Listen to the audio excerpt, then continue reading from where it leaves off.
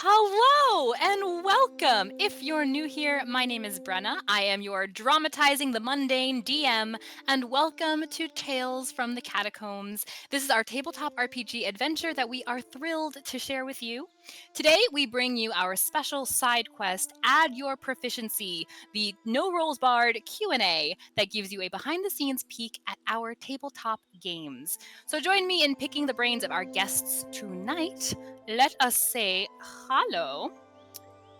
We have tonight joining us. Oh, hello. We have Catherine to my, I hope, left, who plays Ste'yn Alif, our Grave Domain cleric.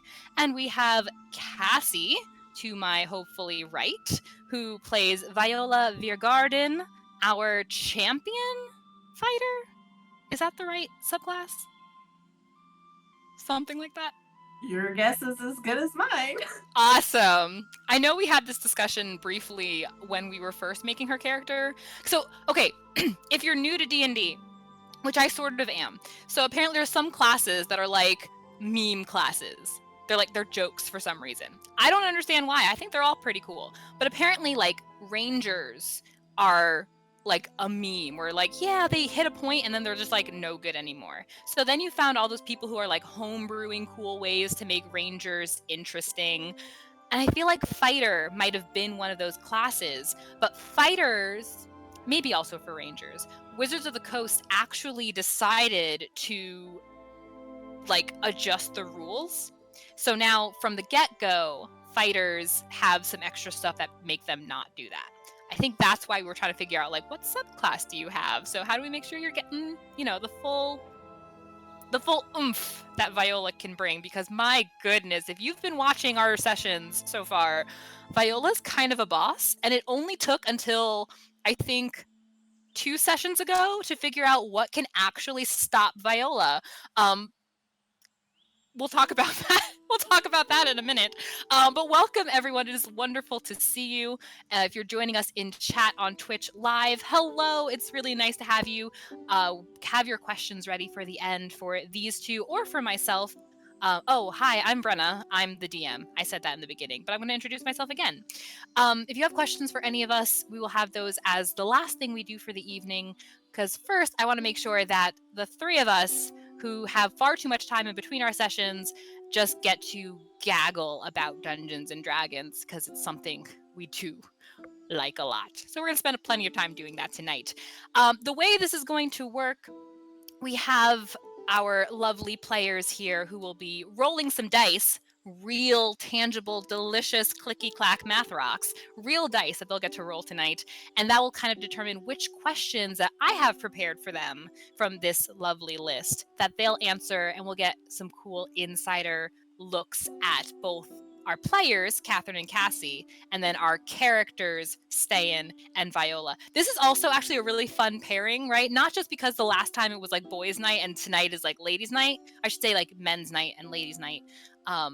But because of the relationship of the characters, which I'm sure is going to come up, the first session of Add Your Proficiency, our Q&A show, was the boys or the men as they had this kind of budding bromance that we weren't expecting. I wasn't expecting it anyway. They came to this common ground in such a cool way. So it was really cool to have the two of them. And then these two, who, if you've seen one of my favorite of our YouTube shorts, Stay and Be in a Mood for 47 seconds, it starts off with her just saying, "She clung to me like glue." And it's such a stay-in moment. That face. That's the one. So these two, with their beautiful best friendship, and then the gentleman with their budding bromance, it just worked out so nicely. So I love that this is how this goes. So what we're going to do, we're going to have them roll dice. We're going to determine who's answering questions first. We have 3 sets of questions. We have our game kind of summary questions. Then we'll jump over to some character questions. So those will be specifically about Ste'yn and Viola and their perspectives, which would be phenomenal. And then we're going to jump to the 3rd section, which is player questions. So we'll get to hear specifically from Catherine and from Kassie. And that's really cool because we have kind of a sort of veteran on one end and then like a sort of newbie on the other end, and everything about this is so good. Like, I'm so excited. We're not even playing a game and I'm excited just because I love them because they're my friends and they're fantastic. So let's not take any more of your fantastic time. And let's get to our first set of questions. So to kick this off, let's have the two of you. First off, can you show us your beautiful dice? I've heard and maybe am privy to the fact that you guys have some dice that are very specific to your characters, and I want everyone to see them. So, can we see Catherine show off? You know what? Because we were anticipating Catherine's. Like, okay, don't get this wrong. Don't get it twisted. Both of them are amazing dice. But we spent literally all day waiting with Catherine, just like, are they going to get here in time? So I want to save that anticipation. Kassie, can you show us your fantastic Viola dice that you have ready for tonight? So look at the D20. If I can grab it. Here we go. I had the sunshine soul dice. That's what I was planning on using. So I didn't have these ones out. But here's like her. I don't know if you can really see it or not, but the blue and gold. And then these are the ones that I just feel like reflect her soul. Just some very nice pink pastel rainbow dice. If you don't know, if you haven't, and you're just catching up with us now, Viola is what we call our sunshine character. She is rainbows and unicorns and fluffy things, and it's amazing because of this beautiful dichotomy of when she's suddenly not. So good. Catherine, they made it. Right. Let's see They them. did. I don't know how well this is gonna work because the detail's small, but they are covered in little skulls. And they reminded me of Catacombs, because what better way to earn your death than by being a martyr? We're getting there. Baptism of blood, let's go! So. Hard to get that in the frame, but they're cool. We can post a picture later. Oh, we will. I'm going to make sure it's a reel on Instagram. I guess now's a perfect time to let you guys know you can follow Tales from the Catacombs on Twitter and on Instagram at Catacombs RPG. We would love to have you there. You're actually going to get a little bit of different content on either section.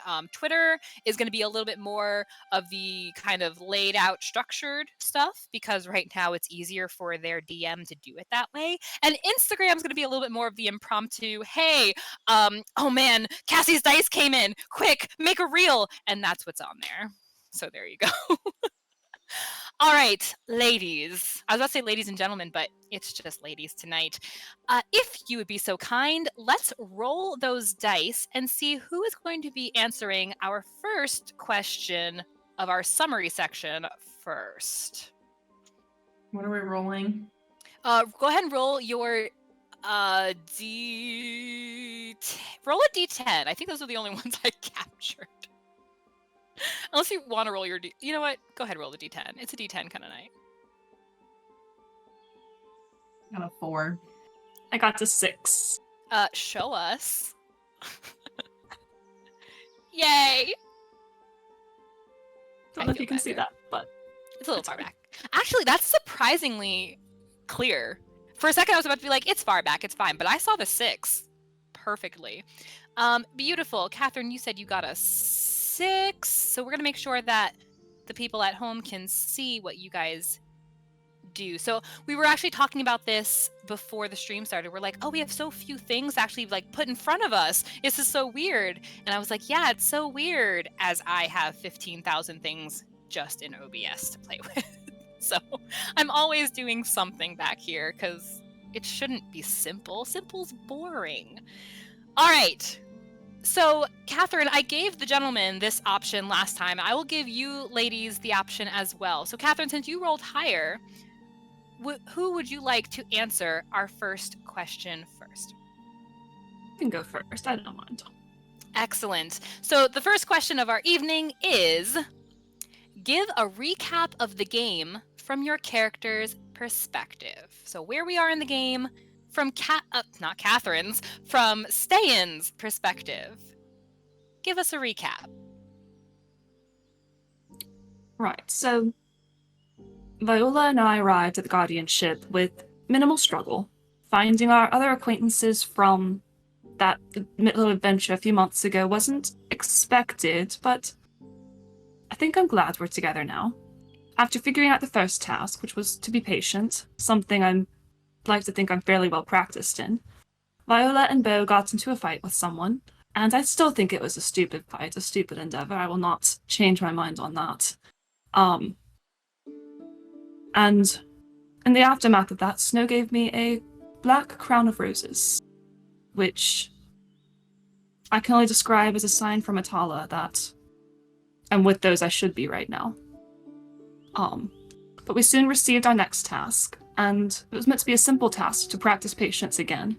But between joking that did not go over very well from Kamoogle, and Forces of Dark itself, we found some sort of horrible temple to dark, to something dark. And had a bit of a debacle with the crown. Now Snow is very rough off. We need to get him to a temple to be healed. But we're trying to fight off these abyssal chicken creatures and get him there on time. And that's where we are. Unless he received Death's Embrace too soon. That was good. That speaks... It's interesting. It speaks a lot to kind of Ste'yn's focus, right? She's always watching. I think there's even a one of our clips or YouTube shorts is just like she's standing in the back, watching, waiting, because that's what she does. She's just watching. So to kind of get this glossing of what's gone on so far is excellent. And I love how she's not going into detail about the crown either. It's just a debacle with the crown, no big deal. Mm-hmm. If you go back to that session, it was maybe a little of a big deal. Maybe just a little. All right.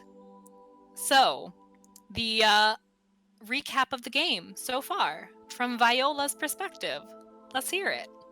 I'm suddenly wishing I had gone first because that was a wonderful recap, and I am not as They may prepared. have had it written out for a week. They may or may not have the questions in advance. It's fine. No worries. So from Viola's point of view, she met some interesting individuals in a tavern that we didn't get to see, and she spent a few months with Ste'yn. Didn't get very close with Ste'yn, but did have some moments that hinted that there may be a friendship of sorts blooming. We made it to the guardianship. Viola spotted a mysterious hottie fighting in the sparring area when they were walking to the tent that they were directed to. Met up with Snow and Beau again. Tried to find Mr. Mysterious Hottie, ended up finding his sparring partner, who mysteriously got lost when he tried to find Viola a partner to spar with, and she never found him again, but she had fun sparring with Snow. Went back to the central tavern area to get our first trial, which was not fun for Viola. She tried to use her strength that she knows very well, and it backfired on her, so she had to try and figure out how to just sit still and not do a whole lot, which she's not great at. But we got through it, and we met some new friends along the way. And then Beau helped Viola go back out and find that partner who had gotten mysteriously lost. But then when they started to fight from Viola's perspective, Beau disappeared, and some interesting stranger character came out and said that he was attacking her, or attacking Torval. Anyways, that fight ended. Oh, she also noticed that Torval was sweating quite profusely for some odd reason. Maybe it's a heart thing, according to Beau later on. But they got through that fight, went back and spent some time with Lear, who Viola thinks is lovely and would like to learn more about her.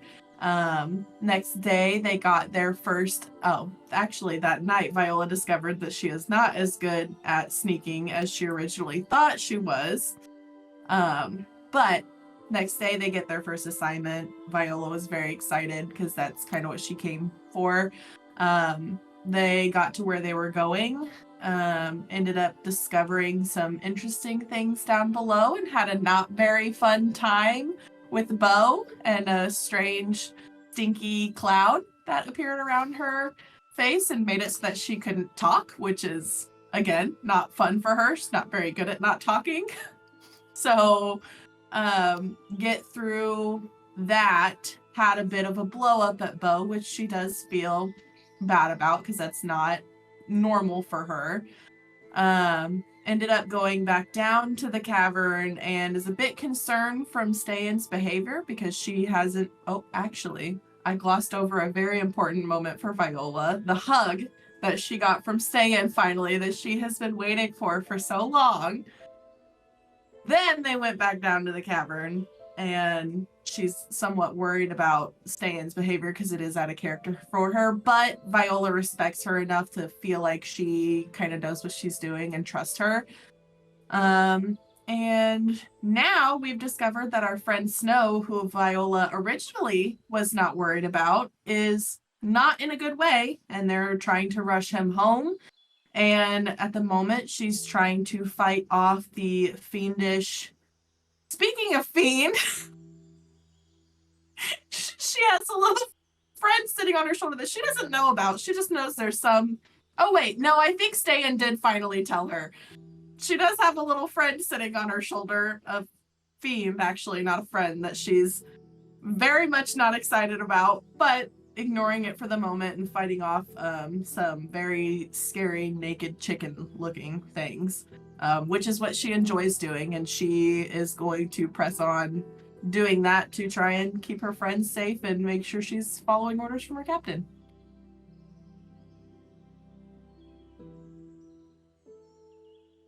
You're muted, Bren. I was trying to be polite. I was typing and I'm like, let me mute so no one hears my typing. So I hear Viola is a very good fighter. Is she having any issues fighting these weird, naked, gross demon chicken things? You know what? I think that we figured out there was 5 nat ones rolled the last session, and she rolled 3 of them, so... Really? Yeah. So... That wasn't even the point I was trying to make. That's even better. I'm sitting here thinking, so remember I mentioned, and I said we'd get to this, Viola is a phenomenal fighter. Even in session 0, which was like their last actual combat, like all together, she was like just wailing on these frog things. But what we learned is that Viola is a human who can't see in the dark. Oh yeah, I forgot about that. This is what we've learned about Viola. And now there's this fantastic mission to like get her some special magical goggles. And I'm sitting here like, but I kind of like that we actually have some kind of restrictions on our fighter. Won't lie, but we'll see where that goes. Yeah, that's Viola in a nutshell. I love it. She also has maybe acquired a pony. That's the only part I would probably add. Yes. She might have acquired a pony. All right, excellent. We'll move on to our next question then. If you ladies would mind rolling, and we'll see who's answering this question. Well, who's answering first? I don't know if I'm holding up the right... There we go. 5. A 5? A 2. Okay. And a 2. All right. So, Kassie, who's answering our next question first, which is, how are your characters' personal goals shaping up so far? Who's going first? Sounds like a plan. Really well. I think she's made it clear throughout that her main goal is to become a purger like her parents, and so we're at the guardianship. That's where we do that. She does have some side quests, some that the DM knows about, I think, and some that the DM does not know about that are new, and I'm trying to decide if it's more of a Kassie quest than it is a Viola quest, but I think they're going well so far. Okay. Now I want to know, like, what don't I know? Hold on, I was joking when I was brushing that off. Hold on. Wait a second. you should also know that at any point, if there's something you want to do, even if it's a Kassie quest, that if there's a way we can work it in, then I'm more than happy to oblige. She's secretly working on how to figure it out as we go through, so. Excellent. Well, you just let me know when you're ready to share all that. So I know that when you make a character for Dungeons and Dragons, for any tabletop RPG, because we don't stick to just one type, there's a million different types out there. Generally, your character does have some kind of goal in mind, but also there's in order to get there, things are going to happen along the way. So I know you did mention some side quests, some that we do know about, some we don't. Has anything had to shift at all based on what's happened so far?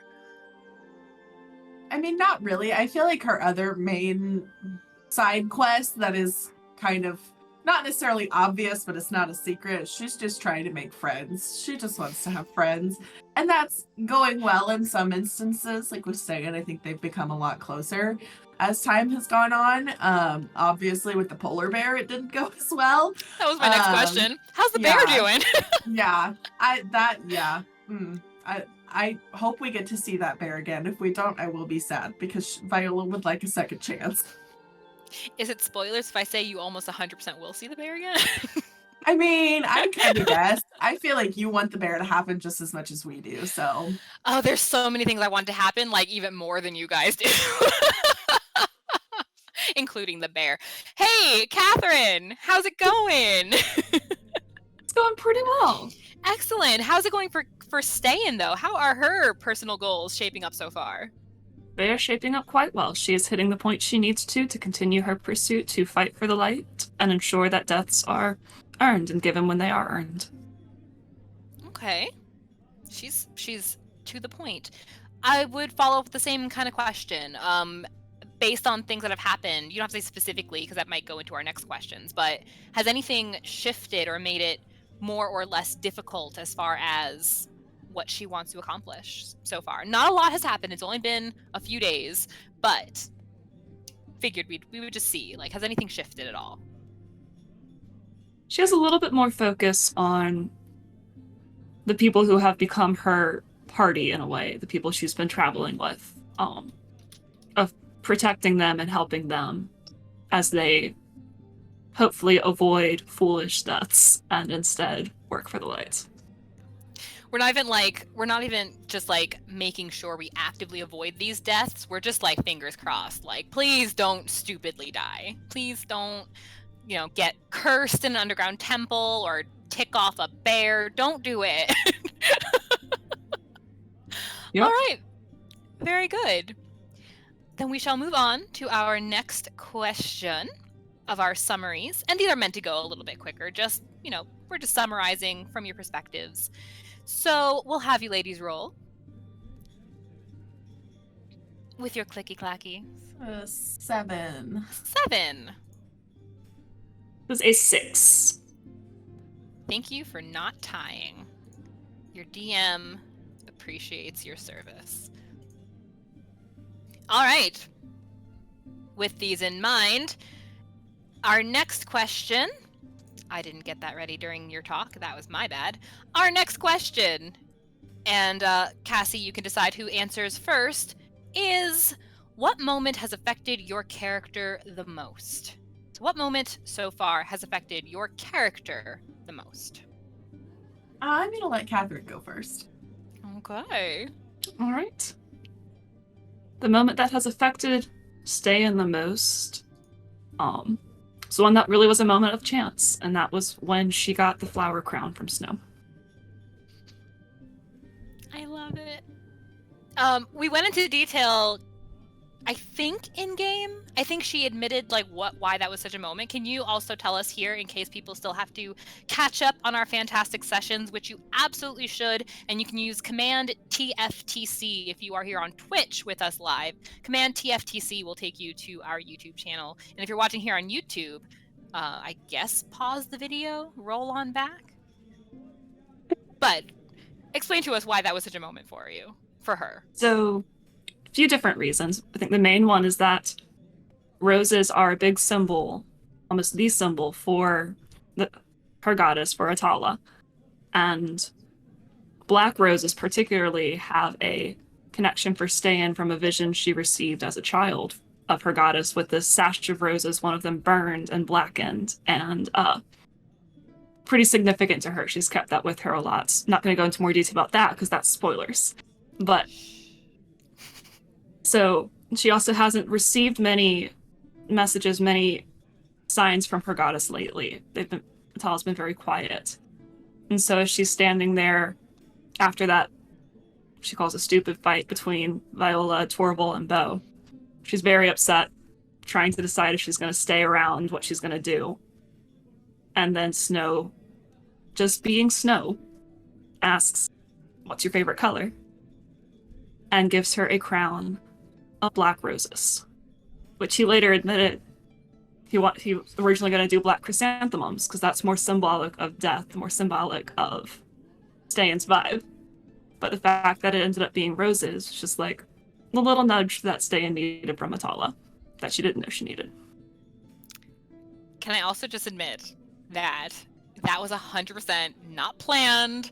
It was nothing that either character knew. It was nothing the DM knew. The DM did not put the pieces together until Ste'yn said it.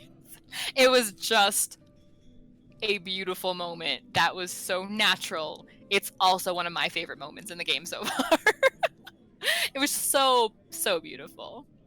Thank you. And Kassie, for Viola, what moment has affected your character the most so far? This one was really hard, and when I was looking through the questions ahead of time, I went back and forth between two moments. But thinking back to what's most important to Viola and what she's kind of craving right now at this time in her life, just these kind of like, and it's not necessarily one specific moment, but I'm like a group of moments. It's just these moments of like sisterly or motherly love with Ste'yn have really, like, she's been craving that for so long, and they mean so much to her. The two main ones that I'm thinking about is the hug that I mentioned earlier, and then I can't remember if it was in that same moment or if it was in a discussion of what kind of happened in those 2 months from before. I think we had talked about Ste'yn kind of helping Viola with her braid, and that meant a lot to Viola as well. I love it. You see why I was so excited to have these two on together? Just the sisterliness was, it's just developing so naturally. Again, like, it's so interesting, and one of the questions I really kind of hope we'll get to, but we'll see how the dice go, involves kind of how these characters are staying together as a group. So, like, for these two, like, for me, there's no question about it. It's two sides of the same coin. It feels like to me, it's this chipper, happy and positive and confident going forward, and then there's the reserved, stoic, calm other end of the range, and it's they balance each other so wonderfully. I love it. It makes me so happy. All right, and for the last question for our summary of questions, if you ladies will roll the dice, and we'll see who's answering this last question of this section first. I just want an excuse to have you guys roll dice. I won't even lie to you. That is a 3. It's a 9. Okay. Who am I on right now? I'm on Catherine. Catherine has a 9. And Kassie got a 3, was it? Mm-hmm. That's okay. It's a beautiful 3 on beautiful dice. For our final question for this section, which is, we're just going to bump it over to the players. What moment has affected you, the player, the most so far? I'll let Kassie take this one first. I need to think about this one a little bit more. Go for it. This is one too for me that was really, really hard, because I feel like since this is my first D&D game, every single moment affects me because it's the first time I've experienced it. One that I thought would be a lot harder, but that got easier, was just the cloud situation and playing that without being able to talk. But it helped for the fact that Bo has the mind link that he can open, and so I ended up being able to talk through him a bit. But that one was hard to kind of figure out how to play that. But I feel like in terms of moments affecting me, I'm thinking about affecting me in terms of how I act as a player and how I play Viola, and establishing a difference between me and Viola and that sort of thing. I like it. And that's a really good moment to display that too, because that one, so I'm also a relatively newer player, and if I go back, and I think we had this conversation briefly, like my first game was still back in like technically like 2012 or whatever, which seems like, oh, then you've been playing forever. Like, no, it was one game, and then like 7 years goes by and it's another game. But there is this habit I think that new players have, and it's not a problem. It's just that we tend to play ourselves in a fantasy world, and that's fine. No qualms with that. If somebody wants to come around and be like, oh, well, you're doing it wrong, well, they can go take a long walk off a short pier. I don't care. But the point is, the extra twist there for her, or for you in that moment, is that it doesn't just rely on you.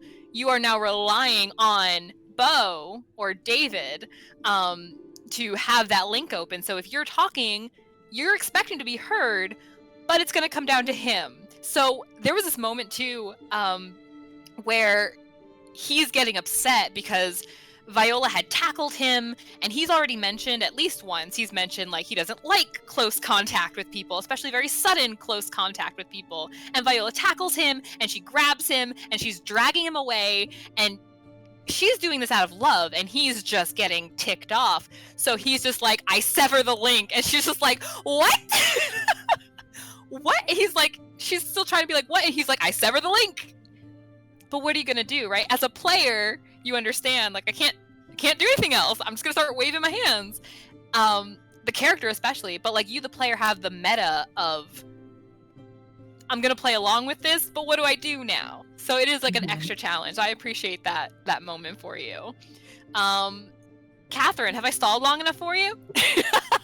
Never, but excellent. No, I really just did want to elaborate on that because I love those moments.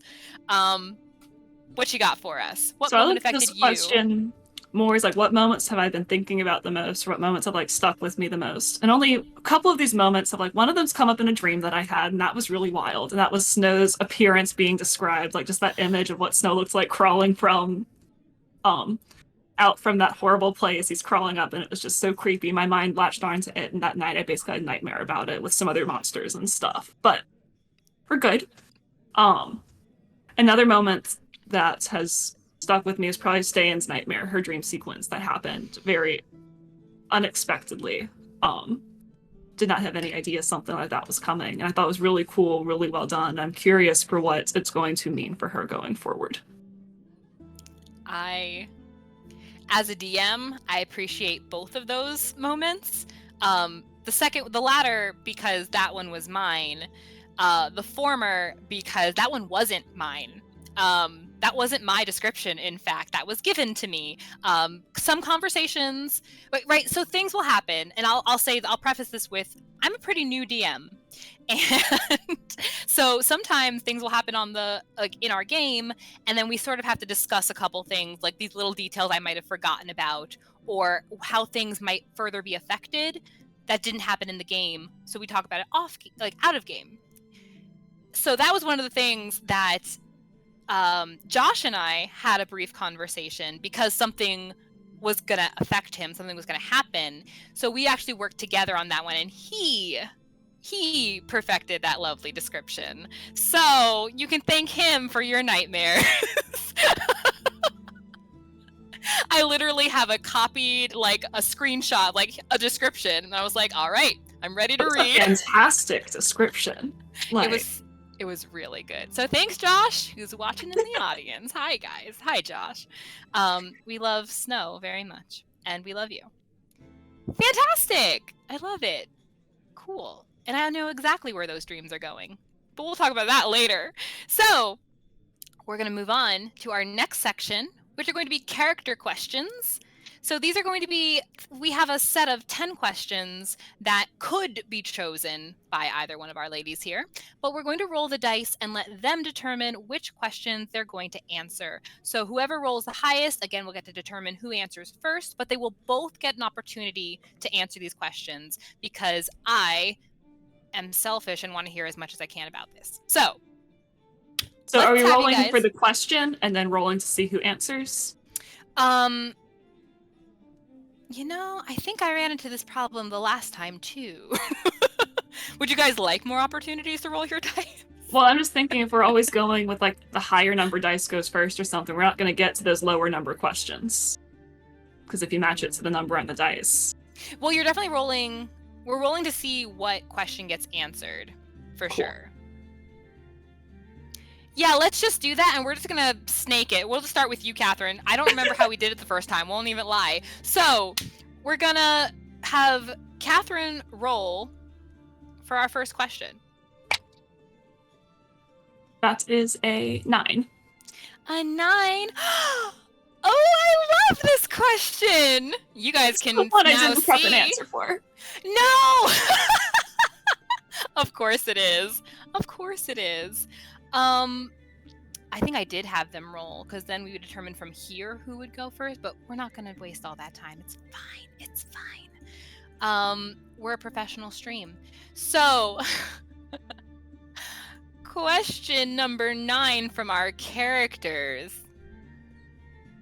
is going to be, what is your character's juiciest conspiracy theory about one of your fellow novices? It doesn't have to necessarily be a full-on, full-blown conspiracy, but based on, especially since you guys are getting this after the Truth or Dare session, I don't think the gentleman had that option. So now we've got some more things that have been discussed. So we can even go based from there. Like, what have you heard or learned or noted about any one of the other novices in your party that maybe you've got some thoughts on where that's headed? So, Ste'yn is not a conspiracy theorist. We Oh. learned this. Go back to But- session, was it session 3 or 4 where Snow got the letter and Bo is just like, hey, Ste'yn, who do you think wrote it? And she's like, I don't know, someone who makes him happy. Right, but who? Sorry, I interrupted you. Carry on. But based off of things she's heard and observed, I guess her biggest theory about one of the other novices would probably be concerning Bo and his interactions with ferals. Because he seems to have very strong opinions, very strong thoughts on them. And she's not sure what his angle is with it.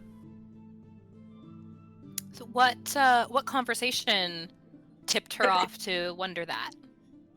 He pressed quite a lot in Truth or Dare about Ste'yn's own opinions on them. And then also the conversation with Moonridge. Just the reactions to that and how things were taken. Probably the 2 biggest instances that Ste'yn observed. There's also the interactions with Saz, that she wasn't quite as privy to, but it helps sort of put some pieces together. If Ste'yn had to guess, what might she think Bo's thoughts there might be? Do you think that maybe he's leaning in favor of them? Maybe he has his own bad taste in his mouth? No, Ste'yn thinks he's very much in favor of them. She wonders if he has a friend or an acquaintance who's won in his past, or maybe multiple. And part of his mission might be to try and find justice for them.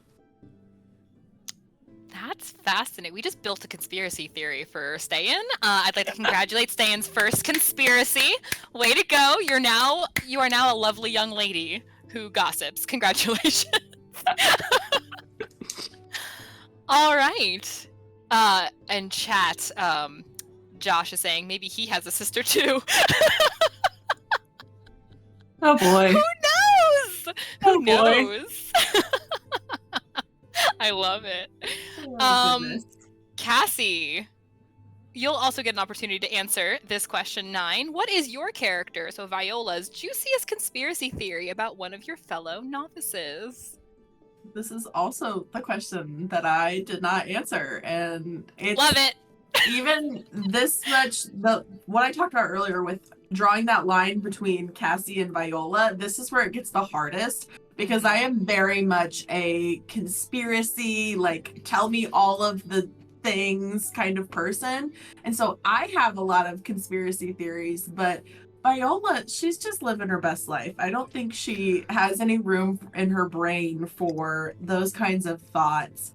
I feel like I feel like she's very curious about Bo and Ste'yn, and I feel like just because she's talked more with Ste'yn and has more of a rapport with Ste'yn, she's probably thought more about where Ste'yn comes from, and the fact that Ste'yn usually up until it wasn't even the last session, 2 sessions ago, I think, she's kept her face hidden, and now she's finally revealed it. But up until that point, I feel like she was kind of getting the sense that Ste'yn is hiding, and not necessarily hiding from someone, but she kind of thinks that Ste'yn is trying to lay low and doesn't want people to know who she is, and like she's a much bigger deal than she puts off, and maybe she's some sort of princess, or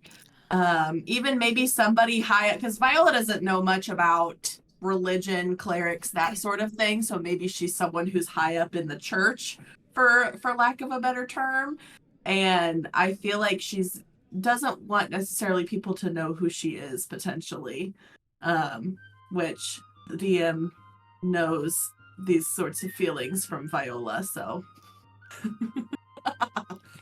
Sometimes That's I know why Ste'yn loves rocking the crown so much.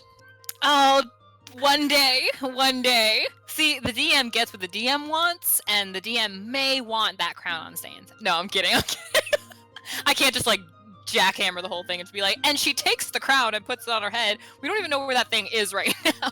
So just wait for that next nat 1. That natural one. So we're referring to a nat 1 that, of all people, our cleric got while inspecting a potentially evil object. Magical, religious. And it was... You couldn't have asked for a better roll. You couldn't have asked for a better roll. It was choice. And this is the second time that a nat 1 has been really, I think, powerful for Ste'yn. I love those thoughts from Viola about Ste'yn. I love that it's about Ste'yn too, because she did spend the most time. So Viola is just out there kind of living her life. Of all the people she'd probably wonder about, and that line of wondering, I think, is really interesting from Viola for numerous reasons. To have it about Ste'yn makes the most sense. I love it. All right, then let's go on to our second question from this section. We'll try to get through as many as we can, but for sure we'll get through 2. So Kassie, how about you roll and see what our next question is going to be? Speaking of 2, And a 2. we got another 2. Excellent. So a 2 from our character section. Oh, I like this one. All right. Question number 2. What skill would your character learn if time were no object? What skill would your character learn? This was a hard question, surprisingly, because Viola is very laser focused on fighting. And at first, this is my first answer, which doesn't necessarily make sense for the rules and regulations of the character sheet, because, you know, since she's a fighter, she's well versed in all facets of fighting. But she prefers her swords and her short swords specifically and 2-weapon fighting. So I feel like in terms of a role play idea in my head, that's what she's good at, and she's not very good with her crossbow, which actually has turned out to be somewhat true, especially in the last session. So I feel like she would love to get better at crossbow, or with long-range weapons in general. But just as a side one that is not related to her character sheet and something that she would definitely not be good at is gardening. I feel like she would enjoy gardening and love gardening if she were. I also feel like she wouldn't be very good at it at first, and it would take her a lot of time to figure it out. So, Is it because her last name is Veregarden? Is that why? it could be. I didn't even make that connection. You know what's really It was funny? just planted there from the beginning. Wow, I had Catherine to have strikes some puns in again. there. We really have been missing out with the pun counter. We really got to get that set up. I can't remember if this came up in game or if this was part of our like session 0 talk. But that just reminded me also of Snow, no less, right? I think somewhere it came up like someone had asked him or asked his character, you know, why is your name Snow? Is it because you're from a snowy place? And he's like, it's got nothing to do with snowy places. It's like, okay, it's because your hair is white. Doesn't even have to do with my hair being white. I was like, oh, that's just what that made me think of. Veregarden. No, I didn't even realize. Well, there you go. All right. And Catherine, what skill would your character learn if time were no object? She'd learn as many languages as she could to be able to better communicate with the broader world and spread messages about light, life, and death. So she wants to be an apostle touched by the Holy Spirit. She wants the power of tongues. You know, Yes. the cool thing about that is there is a feat in Dungeons and Dragons called Oh, yes. Linguist. Is that one you would ever consider, like, as part of her build? Is that one you'd consider Mhm. giving her? Definitely. Is that on track? Is that something you plan to do? Possibly. I need to play Okay. around with a few things, but it's definitely on the list of ones I'm considering for her. That's fantastic. I can't. So, language has come up recently in our game, and who can speak what. But not just who can speak what, but who's going to admit to being able to speak what. And I feel like if Ste'yn is suddenly able to speak some languages, I feel like it's going to cause her to notice things. That's all I'm saying. That's all I'm saying. All right. I think we've got a little bit of time. I think we can do another set of questions from this section. What do you guys think? Let's do it. Excellent. Catherine, roll the die. That is question 8. 8 for the characters. Oh, I like this one for her especially. All right. Question 8 from our characters. Questions. How does your character view the concept of charity? So, whether we're talking about it as a virtue or as giving to others in need, she views charity as something one does because it is part of what light is. Light isn't selfish, but light gives to all, wraps all, is part of all who see it because light itself is good. That's especially interesting coming from Ste'yn's perspective in this world that I feel like she's just kind of getting to know. So I'm so curious how a young lady of this perspective is going to react to certain things she might see in the world from people who are of the light. I'm so curious because it feels like a really hopeful perspective versus a realistic perspective. But we'll see. I mean, we've already met people who are technically of the light, and well, Kamugal. Saw how that went. All right. And Kassie, how does your character view the concept of charity? This is good for her too, I think. I feel like Viola's brain at first goes to charity in the form of like monetary donations. That's something that she would be familiar and would have seen her parents partaking in when she was growing up. But she also just kind of views it as a necessity in terms of having a giving, caring spirit. And I feel like she is someone who always wants to stick up for the people who don't have the means to do so themselves. And so she just, it's just what you do. It's just who she is as a person. And I feel like she's taken aback if she comes across people who don't just automatically see that as a way of life. That makes so much sense for her. And I think I mentioned this in our Discord, because if you don't know, now you know, half the game literally takes place just us in the Discord. You're not missing anything if you're watching the game on YouTube or if you're watching live on Twitch. You're not missing anything really important that's going to affect what you know. All that needs to be revealed will be, but half of these questions about like conspiracies and stuff are just because of all the talking we do in the Discord. But oh my gosh, where was I going with that? Something, oh gosh, what was I gonna say? It was oh, right. One of the things that I had brought up, I think, in the Discord was how impressed I, the DM, was with Viola, the character, not just like clocking Komugal in the face. So Komugal is a half-orc watchman. Well, he was a little bit of lore. He was watching the gate that day with the novices coming in, but he himself is actually, hi kitty! He himself is actually one of the wardens at the guardianship. This was just his assignment for that day, was bringing the guardians, or bringing the novices in. So he was having a real bad day and took his attitude out on Snow and just never kind of brought it back. So when he saw Snow again, just turned right back on into the same cretin that he was the day before. So Viola's restraint just speaks so well of her. Because she has a view of charity like that, right? She views the world like, yeah. And so then I also kind of wonder a little bit, like, do you as the player maybe think, right? Like, you can't force goodness on someone, obviously. You know, you can express it yourself, you can live it. You can't force it on someone.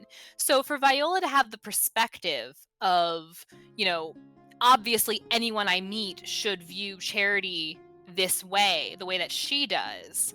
How do you feel about that as the player? Like, does that feel like maybe a naivete? Does it feel like almost even like a selfishness, perhaps, that everyone should be how I am, even though charity is obviously a good thing?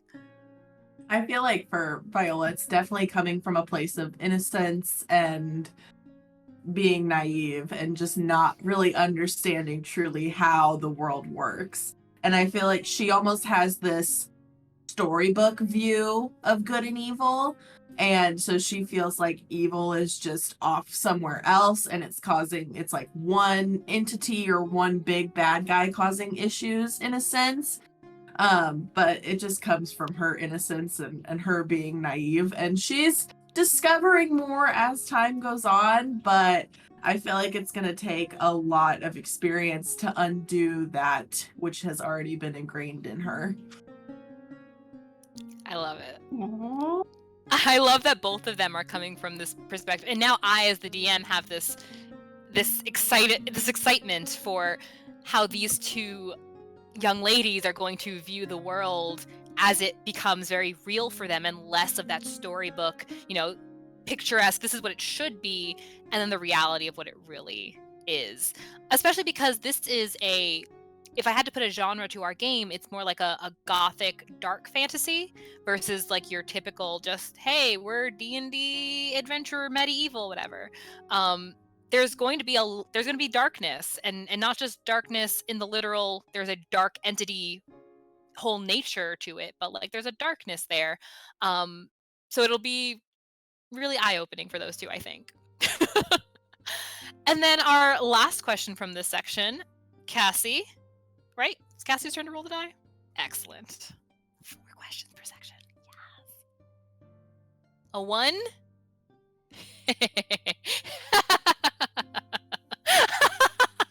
It's very fitting that I've rolled this one. I am pleased. It's not the one I anticipated really wanting, but now that it's here, I didn't know I wanted it. So, question 1 from our characters' questions. What would your character look for in a good boyfriend? we have two ladies, the two lady characters. So what would your character look for in a good boyfriend? Kassie, I'm absolutely baffled. I have no idea what Viola might possibly think. Go on. The perfect short answer for Viola is just Storkum. But the longer, more explained answer that like gives her a bit of depth and doesn't make her seem like the airhead that she is a lot of the time sometimes. Especially around him. Yes. She wants a hero, and I feel like it comes from a place of she's had to stand up for herself and be her own protector for such a long time. So when she's looking for a spouse or a significant other, she wants someone who's going to be able to protect her and kind of be her leader, hero, and kind of fill that role for her so she doesn't have to keep doing it for herself. I love that. Storko. One other little tidbit I'll give, just a little bit of behind the scenes. In our notes section, I think in Cassie's section, either in our notes or like in her background or whatever, she just has like Storkum the Avenger and like in parentheses, hottie. And it's just the best. So like from what she's only met him very briefly, so it kind of feels like one of those like kitty crushes that maybe she feels like in her kitty crush it could develop into something more. So like if she could take one moment beyond the kitty crush, what about the Avenger has she seen so far that drew her immediately? What says hero in his behavior? I feel like when he came up after she kind of finished up fighting with Torval, and he was just being very gentlemanly and wasn't putting her down at all for having sought out this fight with him, and was applauding her that she was able to kind of keep up with him so far, and she wasn't just getting her butt kicked. That meant a lot to her for other things in the backstory, and that was something that she really liked. And she does have a little to-do list, for lack of a better word, of things that he needs to do or areas that he needs to meet before he can fully get the stamp of approval. But just the fact that he's been gentlemanly. Are one of those things on the list the fact that she has 3 new friends who, if they don't approve, it won't happen?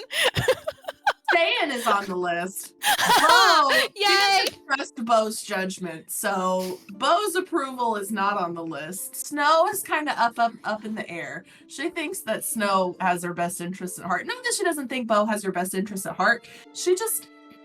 Bo doesn't have the best judgment sometimes, and they butt heads a lot. So, I mean, it makes sense that she wouldn't necessarily look for his approval when she's looking for a significant other. That's totally legit. All right, Catherine, this should be fantastic. So, what would your character look for in a good boyfriend? She wouldn't.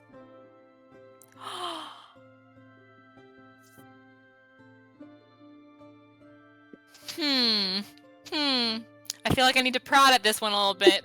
I feel like I need to prod. All right. So, we've got Ste'yn, our lovely Ste'yn. She's. So first off, so why wouldn't the chat demands an answer? Answer the question, coward.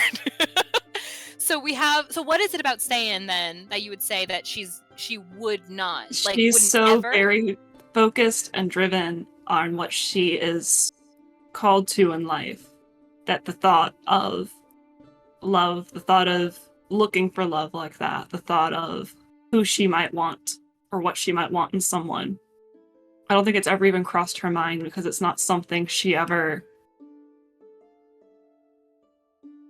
not something she's ever thought about. Not something that she's ever she has a very interesting view on love and what love is and how love is given and received. And so, especially right now with all the things that are happening with where she is in her life and who she's trying to figure out, what she's trying to figure out about herself. The thought of even considering someone else in that mix or what she might look for in someone else is not something she's going to give time to. Okay. I don't feel nearly as gypped by that answer. I'm trying to put together, right? Now it's become like a puzzle. Now it's become like something to solve, right? Because I'm the DM and Catherine has a shipping sheet. So now I need to solve the puzzle of what is going to get through Ste'yn's, not her black armor, but her skin, her hide armor. What is going to get through there to make her want to open that? And you don't have to answer that now. You may not know. This wouldn't be the first time that Catherine had to dance around an answer she didn't have yet. It's fine. This is not calling out. This is just facts. It's just facts. I've done it 1,000 times myself. But so you don't have to answer this now, but I'm curious now. Like, what would it take? What would I need to discover even? And I've got a full-on character sheet that is like, how many sheets? How many pages is that thing now? Like 9? 10? Oh, her backstory, it's at 12. There we go. Yeah. I have the full backstory at my disposal, and I feel like I still need to discover her. I need to learn about her, and then I can answer that question even for myself in order to even, just as part of her life, put that in front of her. So that's something that both Catherine and Ste'yn could experience. I think she needs to learn what respond. love is in order to figure out what she'd look for in someone to love her. I want you to show me. Now I'm like so curious, like if the perfect person came along, like a guy that just loves to fight for the light as much as Ste'yn, loves puns as much as Ste'yn, like would she accept it or like would she push him away? Like that's, Would she even know she came across it? Because isn't that like, if you're not, because it's funny, they say like when you're not looking is when things like that show up, and she's 100% not looking. So what if she walked right past something and didn't realize that she had denied it or gave it no opportunity? Like, who knows? Oh. I think she needs to learn more about what love Yeah. actually is before she could even think about what she'd look for in someone she wants to love. That actually ties to one of your fellow novices that I'm not going to give further detail to. It's just my little DM secret with them. They know who they are. But it's a similar idea of learning from the others. I think everyone has a little bit element of that, but learning something critical from the others is like critical to how they're going to move forward. So that's really fascinating there. Speaking of moving forward, we are now going to move on to our player questions, which I'm super excited about because the player perspective is always really fun. We get a little bit meta, but it's all for fun. So let's have Catherine roll the die and let's see what our first player question is going to be tonight. All right. That is a 10. Yay! 10s are fun! Oh, I don't even boy. know what it is. Which one was that one? Oh, you know what? I think we got this one in the last Q&A too. Cool. Yeah. I'm okay with it. I'm 100% down. This is fascinating for well, it's interesting for Catherine. We're not talking about Ste'yn here. We're talking about Catherine. So, question 10 of our player questions. Based on what you know of the world of the current game, our current game being Razia's Shadow, a 1,000-year interlude, what would be your evil campaign character build? What character would you build that fits into the world of dark, perhaps? Well, I think I would go with a shadow magic sorcerer. Probably the race would be Fallen Isamar, of someone who can. Apparently, in the world, it seems that they don't expect much from creatures associated with the dark. They don't expect much intelligence, they don't expect much direction, much thought, other than be dark and cause problems. And so for an evil campaign, an evil character, you'd want someone to subvert that expectation and to be able to weasel their way in among society in different ways and be the unexpected destroyer. That answer makes me super happy for numerous reasons, some of which I can't say. One I will say, because these two actually participated in a one-shot that we did that was in the same world, and they in fact came across a creature. Now, this creature, they determined amongst themselves, was a feral working with the dark. But like, imagine if you did have this creature that was just a midnight beast, right? A dark creature of darkness, but it was intelligent. And I love that concept. I love the idea of subverting expectations. That's a lot of fun. Yay! What would their name be? Oh, I didn't really have a name picked out for them because the names take a while to come up with for me. That's fair, because you make these puns. They're all fun. That's legit. Okay. I won't put you on the spot for that one. And if you're watching here on Twitch, thank you so much for the sub. I appreciate it. Thank you, thank you, thank you. Kassie, based on what you know of the world of our current game, Razia's Shadow, A 1,000-Year Interlude, what would your evil campaign character build be? I'm glad you enjoy Catherine's answer, because my answer is not going to be nearly as exciting because I can barely build regular characters, let alone evil masterminds.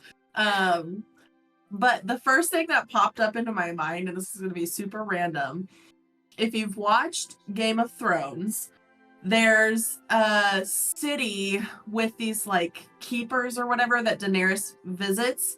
And there's a wizard that just has this very pale skin and like dark sunken in eyes, and his lips are black. And that was the first thing that popped up into my head, along with someone who uses magic, because magic makes the most sense in the context of somebody evil in this world. And that's about all I got. You know, it's funny. So I also like that answer because it relates so much to something that just happened in our last session. You guys were having this conversation. Was it actually, was it in the session or was it in the... Sometimes I get it confused with the Discord. So we were having this conversation about necromancy, right? You were talking about a wizard, an evil wizard, and dark magic. That might have been in the Discord. We were having this conversation about necromancy, and I was like, oh, I totally forgot that like necromancy wizards even existed. So now I'm imagining this great build of a necromancy wizard in the world, and these questions are definitely not because I'm having you guys make bad guys for me. That'd be crazy. No. Thank you very much. Build them so we know how to destroy them. Yeah, that's the one. And I'm definitely not going to subvert expectations. Thank you very much for the raid. I appreciate that. Guys, make sure you are following Jackson Betta if you are here on Twitch. That's my uncle, and he plays games here on Twitch. It's not, it's a different vibe from our channel. Different vibe, a little louder, a little more boisterous, a little more wild, but they have a good time over there. They are good-hearted people. Just a little louder and a little more sweary. It's okay. We love them. So, anyway, those are fine adjectives. Thank you. Yeah, I like these questions about the dark side of things because you guys are so steeped into the light, and I think it ties back to that like naivete that the characters have about the world. It's light and it's expected to be a kind of way. So like, what if you got a peek into the dark? Like, what would happen if you got that peek?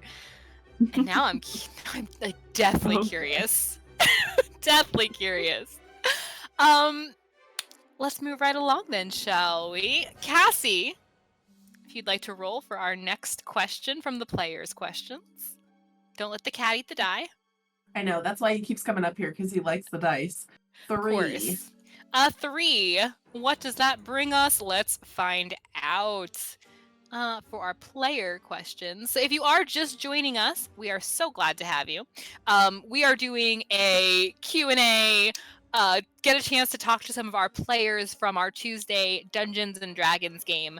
It is a fun D&D adventure that's part of our Tales from the Catacombs channel.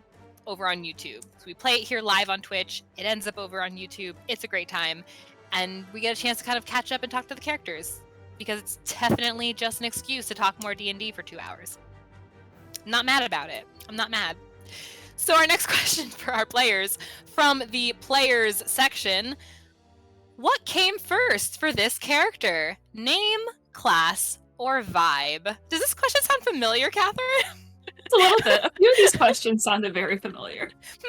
Weird, strange, interesting, inspired. I think that's a term Catholics like. Inspired. All right, Kassie, what came first, the chicken or the egg?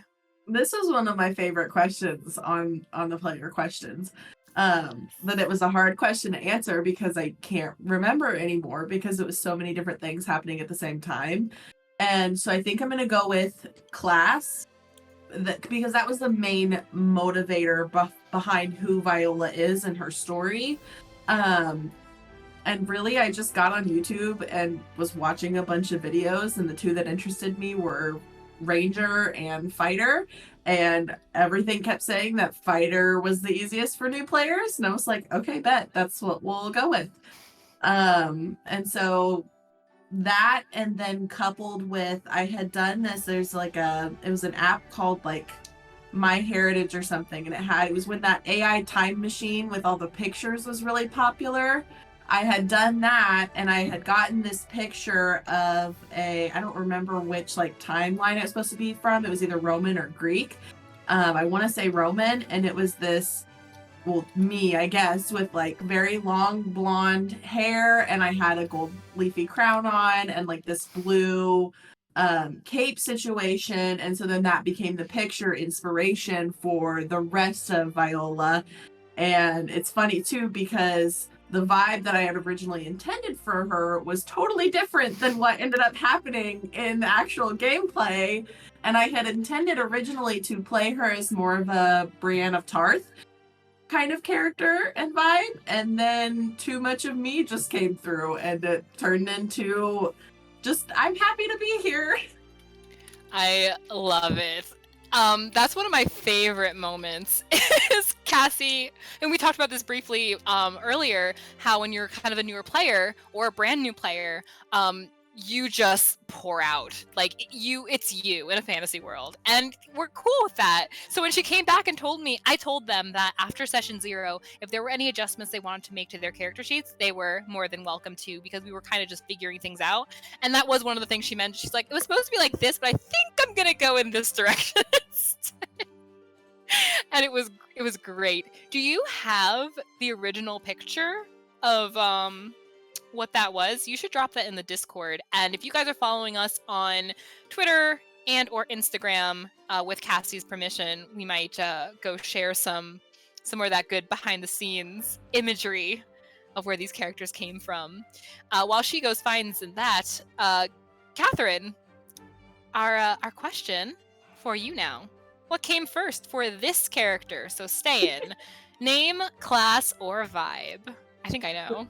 This was class, because I looked at the other classes that were part of the party and tried to figure out what would be a good addition, what would help round out the party and what the party would need. So I started with that, and I figured cleric would be good. I also hadn't played a cleric before, and after that it was vibe. This is my first cleric. She's very fun. Okay. For some reason, that's surprising to me. Like, I feel like you the player give off the vibe of you're gonna fill in that space that a party needs, unless you get the opportunity to kind of like branch out and do something fun and wacky. And I feel like a cleric, your healer, is just that go-to. Every party needs a good healer, and that's generally what your cleric is gonna be. That's surprising, and it makes sense why class came first for this party.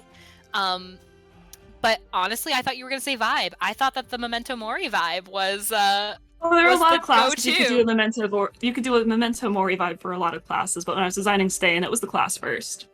And then I looked through different domains and realized I could pull a really cool Memento Mori vibe with that. And so Dude, chose a grave domain. cleric? That's so I don't want to say backwards. It's not that it's backwards. It's just like I've never seen a grave cleric before, and now I have. Yeah. And it's cool. Like, huh. And I knew I wanted her to be very different from the other characters I'm playing in other campaigns, because the more different they are from each other, the easier it is to switch from one mindset to the other. Factual. I love it.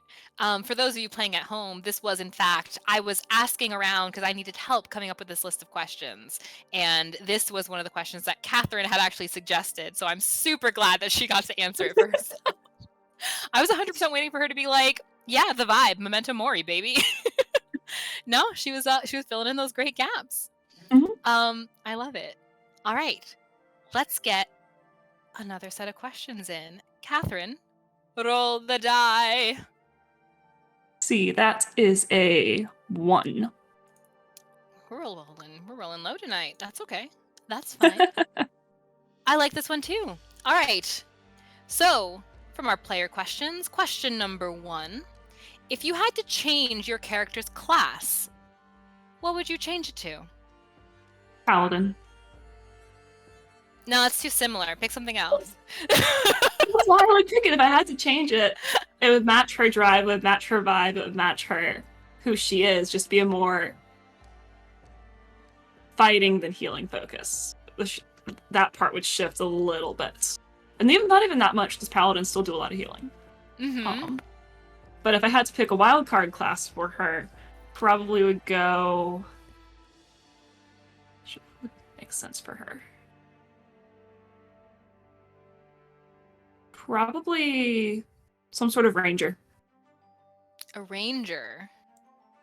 Okay, just like the stalking, the scouting, That's interesting, because I still feel like that's not that wild for her. It's just like So Ste'yn has this sensibility, this stoicism sensibility to her. So I feel like any of the classes that don't just have wild magic or something, or wild barbaric feats, makes sense for her. A ranger makes sense. So like I don't see her as obviously like a barbarian class or like a sorcerer or something. Mm-mm. That's just a little too unfocused.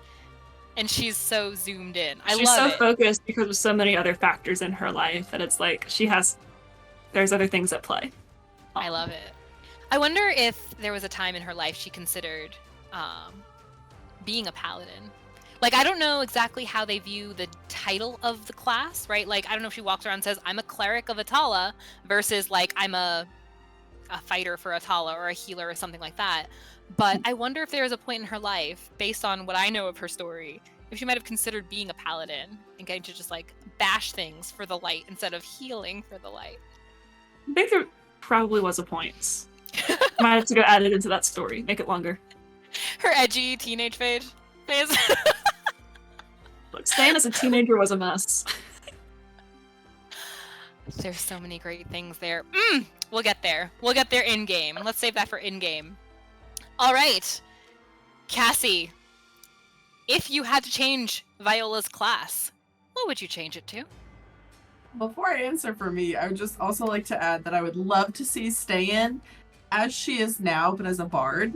I feel like that would be wonderful. Here's the thing though, okay? So remember so we have something else in our Discord. We've now created a Spotify playlist of just the songs that we've shared with each other of like, this reminded me of my character. This one reminded me of this moment. One of the songs was that Ashley Johnson song. She's doing on the acoustic guitar. So like I could see Ste'yn as the most somber bard. And it's just these slow songs that make people cry, but they love that she's reminded them how to feel again.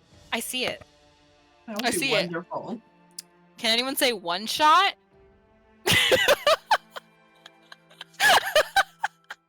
All right, Here's Kassie. one shot. Oh, you guys have inspired so many one shots. I can't wait. Okay. Lay it on us, Kassie. For Viola, I feel like for me, I say Ranger just because that's the only other class I've played and I would understand how to play. But I feel like it doesn't fit for Viola as well. So I would love to see Viola as a wizard, just complete 180 of no weapons and all magic, I feel like she could do some really fun things with magic. She would be dangerous. She would be dangerous. I'm imagining Viola, because Viola is not dumb, right? But wizards, very specifically, are intelligent. They're intellectual beings. They're students of magic, essentially. So, like, that would be really different from her, just her being so unfocused. She's like I said earlier, polar opposites with Ste'yn, which makes them work so well together. So if I saw her as a class that I think fit with her personality that still was a caster, would still probably be something like I could see her as a paladin, or I could see her as even like a sorcerer if you really want to just lean into the wild energy and emotions. Just like wild magic chart all day, let's go. It would be amazing, and I actually need to write that down. Catherine, can you add that to your list? Your notes of we need a one-shot with you all in different, same character, same personality, different classes. Let's make this happen. Excellent. Let's do one more from each of you for the player questions. So we'll have... Did we snake it the first time? We didn't snake it the first time. Kassie, we're going to have you roll again. We're going to snake it back. We're reaching at one more question. 2 more questions? 5. 5. For our player questions, that's going to be... I like this one too. This one goes meta. Question 5. How many hours a week do you spend thinking about your TTRPG characters? Guys, how long do we spend in the Discord? When did we stop? We haven't stopped yet. I literally have Discord pulled up on my phone right now. Kassie, I've been going back through all the messages that I've missed. Because her school won't let her watch it. So Kassie actually has to take time out because she's got her classes that she's teaching, and her phone won't let her. So with that in mind, we'll let you make that realistic call. So how many hours a week do you think you spend thinking about your TTRPG character? Even still with school, and like even during the school year, I told you guys about how there is a couple kids in my forensics class at the end of the day that play Dungeons and Dragons, and most of their group was in my class, and so I even talked about it with them for a lot of the class when I wasn't teaching, and may or may not have should have been teaching, but that's fine. It was the end of the school year. But I feel like it's still a few hours every single day because I really seriously don't think there's a day when I go without. So I'm gonna say just a solid like 14 hours a week and give myself 2 hours every day. But I feel like it's more than that most of the time. But I will say I'm not dreaming about our stuff like Catherine is. Admittedly, I have yet to dream, I think, about our specific game. And I have pretty vivid dreams, but I don't think I've dreamed about our specific game. So that feels good. That feels good. I'm so glad I'm not being asked that particular question because that's embarrassing for me. Catherine, how many hours a week do you spend thinking about your TTRPG characters? Because I know you have multiple. Yeah, so let's preface this. I'm in 3 active campaigns. I have 2 that are semi-active, and I'm DMing 1. So there's a lot of different characters and things going on in my head all the time. If I had to add up the hours, it would be a ridiculous number. So we're just going to say constantly. So that's going to be 365 days a year, 24 a day, 7 days a week. Yeah. Yeah. Name the song. Where are my 90s babies at? No? Aging myself. It's okay. It's fine. That's a great song.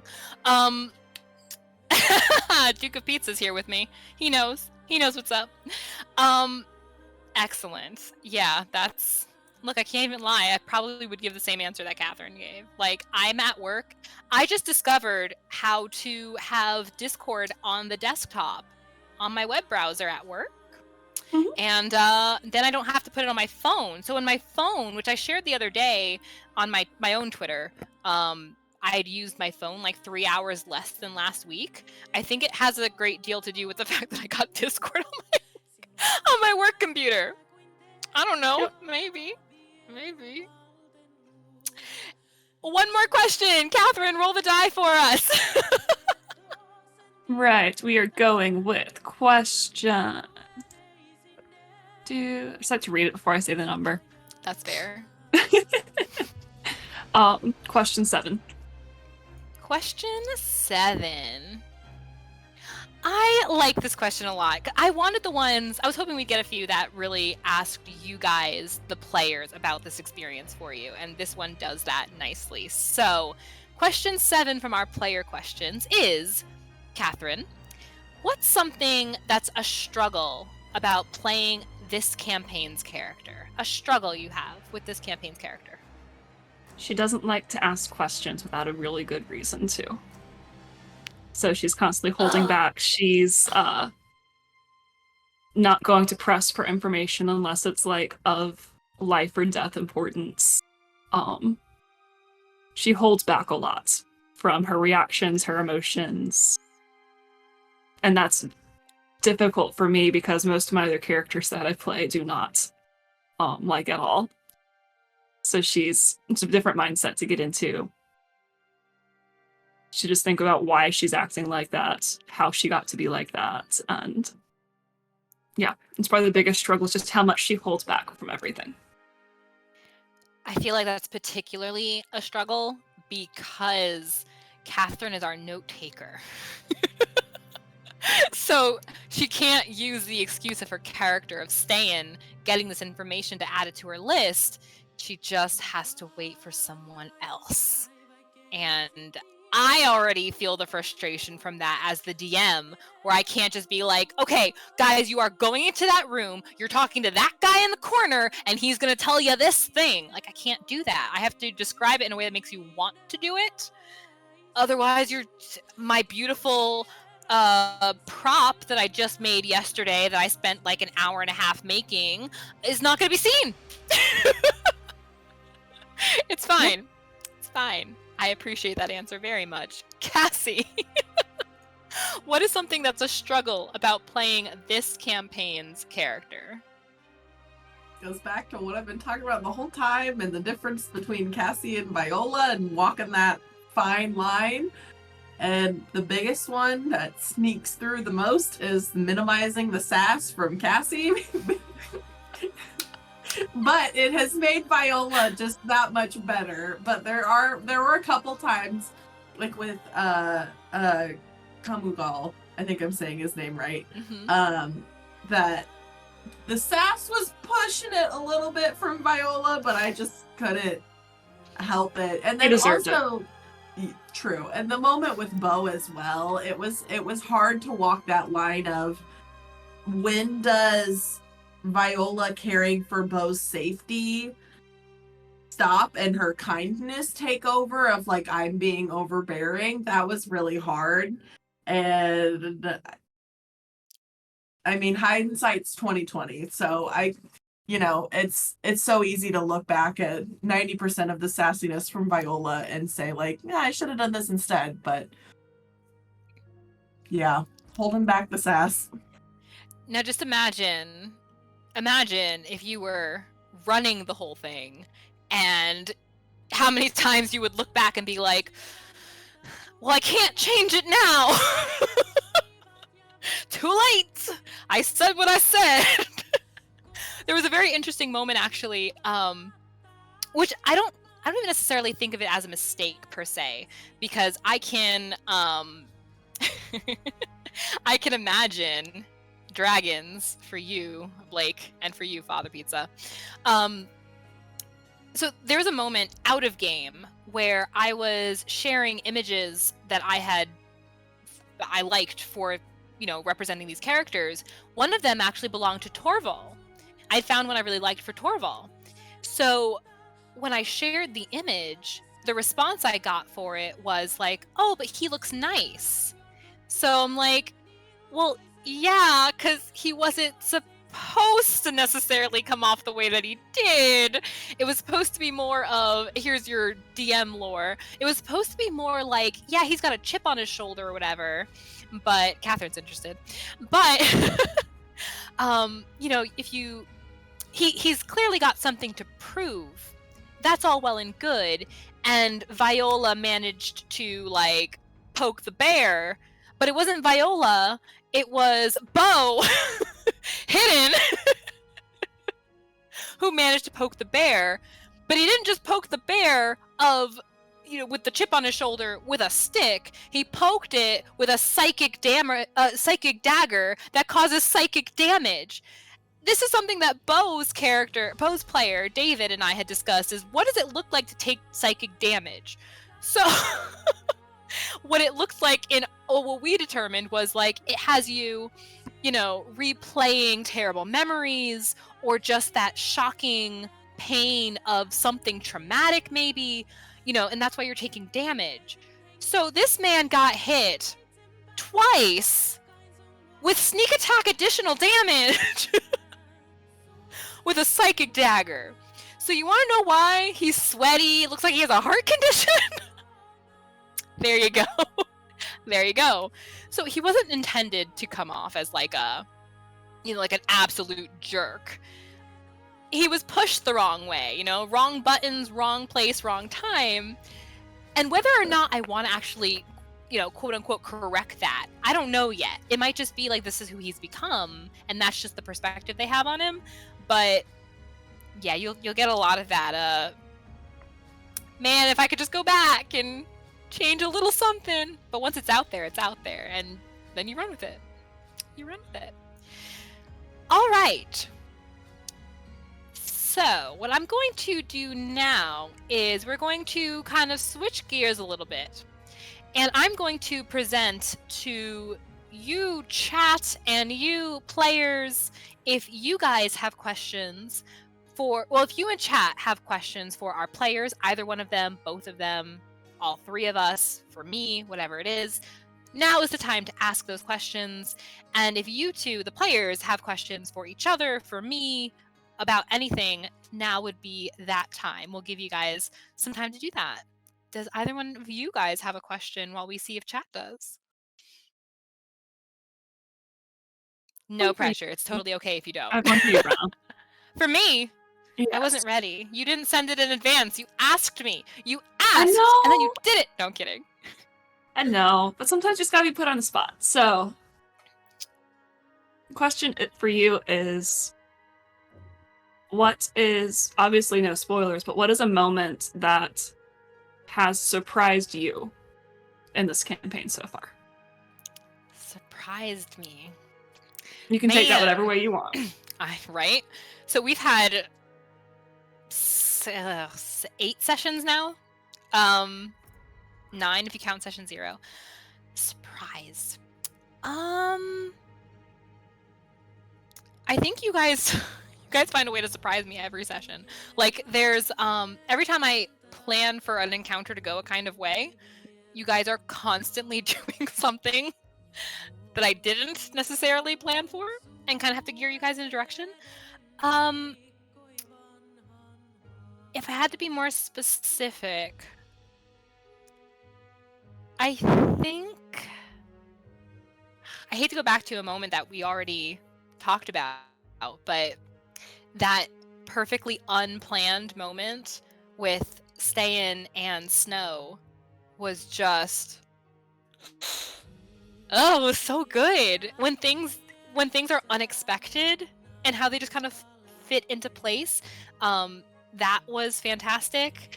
The budding bromance, that what I didn't expect was to hear Snow and that curiosity he has that fits so well with Bo and his impulsiveness was surprising. So when I heard Snow was like, yeah, I want to go down to that evil dark tunnel and touch blood, I'm like, what? Wait, what? You guys are agreeing to this? So your characters kind of coming into their own despite me having your whole backstory lined up has been consistently surprising. I think that's what I would say. Yeah. Mhm. You guys do such a good job with this. We have a question. Ooh, let's roll back a little bit. So, Father asked, "Can y'all imagine dragons?" Blake asked, but Blake, I'm gonna take this as a real question because I just saw I do have question. The fluff. Oh, just kidding. I don't think that's a real question. I must know if he has gotten his head pats. He wants to know if the cat got the head pats. I think he's talking about Archer. Oh, Because Archer hasn't been in the background, and now it's cats and no dog. But there's a litter box in here, and I don't want him to eat the litter box, and so he's not in the room. But I can definitely go grab him quickly. You should do that. While I go to Duke of Pizza, had asked, who are you asking, Duke of Pizza? You asked, do you have a favorite character moment? Who is that a question for? While I try and copy it so I can move it to question for everyone. So we'll start with you, Catherine. Do you have a favorite character and a favorite character moment? Ooh. Let's see, favorite character in this campaign. Does that include really NPCs? tough. I'm gonna say it includes NPCs. It's a really tough question, but probably Nora. I'm really intrigued by her, the way that she's played, the seeming little hints of the story that we've gotten that she has with her background, what her deal is with the dark. Like, I really like her as a character, and I look forward to learning more about her. I also really like Nora. I won't even lie to you. I don't know if I'm allowed to have a favorite because I have to play all the characters. So I don't want you to think I put more effort into one than another, but I absolutely love Nora. She's been a lot of fun, and because of this kind of teacher motherly role, which was hinted at as well in session, so I don't feel bad saying it. This kind of teacher motherly role that she has is itself kind of an answer to some questions I think some people have about her capabilities in her role. So, Kassie, now that you're back, Duke of Pizza asked all of us, do you have a favorite character or favorite character moment? And that can include NPCs. Favorite character moment. This is like favorite in that I didn't like the interaction, but I think it was still a good interaction of Viola and Ste'yn and Cynthia, the pink and purple wizard, in the doorway. I just really enjoyed that interaction, and I do wish I could have done things differently and not been so Viola in that moment, but I did.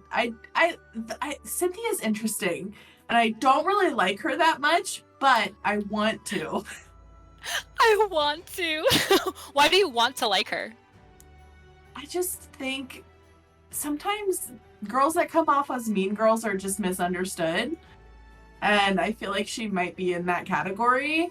And the Sunshine character just wants to make everybody Sunshine characters. Is it spoiling if I say, like, that may or may not have some elements of truth to it? Maybe. I had an interesting conversation with Josh, who I rely on quite a bit as an experienced DM, and we had this conversation about kind of the different experiences you have as a DM and as a player. So as a DM, you have this list of NPCs, and none of them really have like a complete arc. They're more static versus player characters, which are more dynamic. So the struggle I have had is that I've made all these NPCs, and they, in my mind, have a complete like story arc, but we may or may not get to see, which is why I keep bringing up their side quests.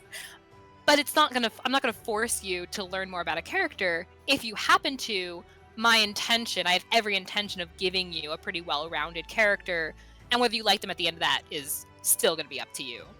No, I appreciate that. Thank you for bringing up poor, misunderstood, obnoxious Cynthia. Josh actually asked in the chat, Viola, are you superstitious? I didn't go as far to say as Viola's superstitious, but I would say that she likes things a certain way. In terms of, I can't remember if we talked about this. I think when we were in game and talking about the axe, the +1 axe, David was like, you do know it's a +1 axe, and I was like, no, yeah, I know. Viola just she doesn't want to use anything different. Like, she has her lane and she wants to stay in it, and she doesn't love change a lot. So she's a little bit stitious in that aspect, but she's not superstitious. She's only slightly stitious. Excellent. Young Blake asked a question in chat, and I can't recall the moment myself. The way he phrased the question, can the cleric recall the absolute dime of a line when they were asked about death? I'm trying to think, when hasn't been, right? My mind goes to the conversation between Ste'yn and Snow. One of the things she said right towards the end, because that got me too for other reasons outside of the game. And so there are a couple quotes I can think from that interaction that she has. She has, "The escape of death cannot be granted too soon, nor can it be withheld from those who have earned it." She has, "I hope the next time you encounter death, it is what you come to understand, its gentleness and not its cruelty." That's the one. And then that's got to be the one.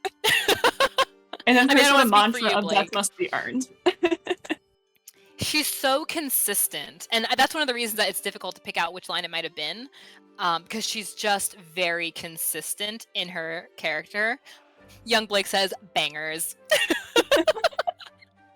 And I appreciate that consistency, even though we were just having this conversation, right, about how player characters are going to be a little more dynamic, but she's still, like, I foresee Ste'yn's whole arc, and I'm super psyched because I'm hoping that I can give her what she needs to fuel it, but that's not going to take away her consistency of what she understands about life and death. And that's why those lines are so good. Like, I hope you understand its gentleness and not its cruelty. And to say that to someone like Snow, who I think needs to know that gentleness.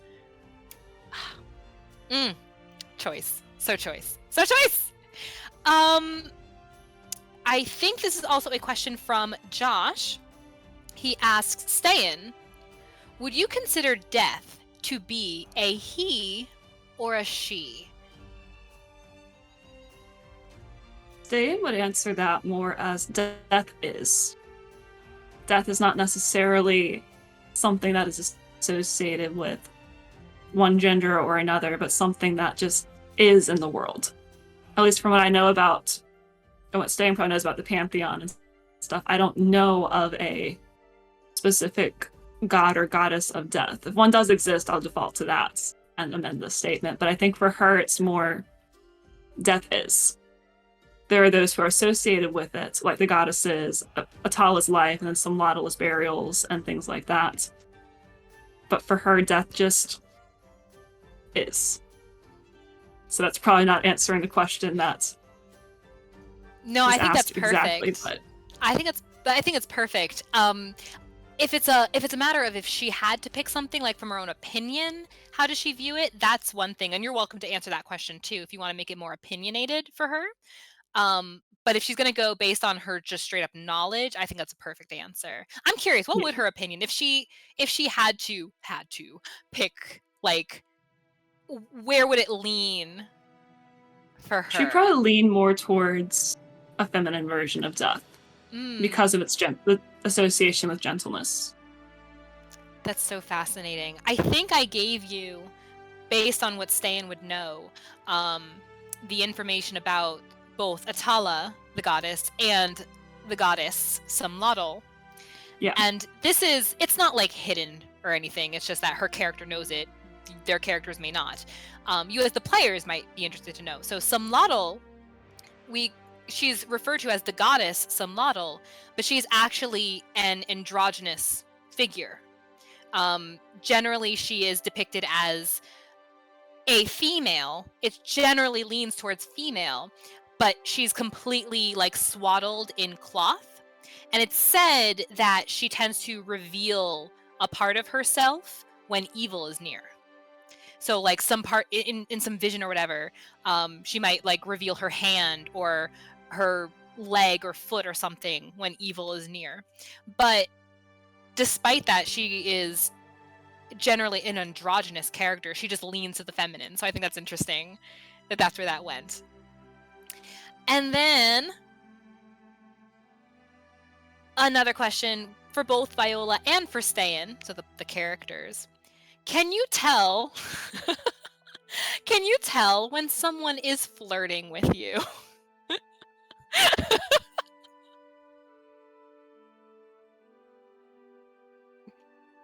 feel like someone had to explain it to Ste'yn once, and after that she understood and can recognize it, but it's not something she would have known the first time she encountered it. I'm surprised that she has an answer at all. I thought that was going to be another, like, obviously she doesn't know. She's not even thinking about it. That's what I thought too. She's charismatic and wise enough to be able to put that together. She just knows that, move away, boy, you're wasting your time. All right, and for Viola? It depends on the kind of flirting.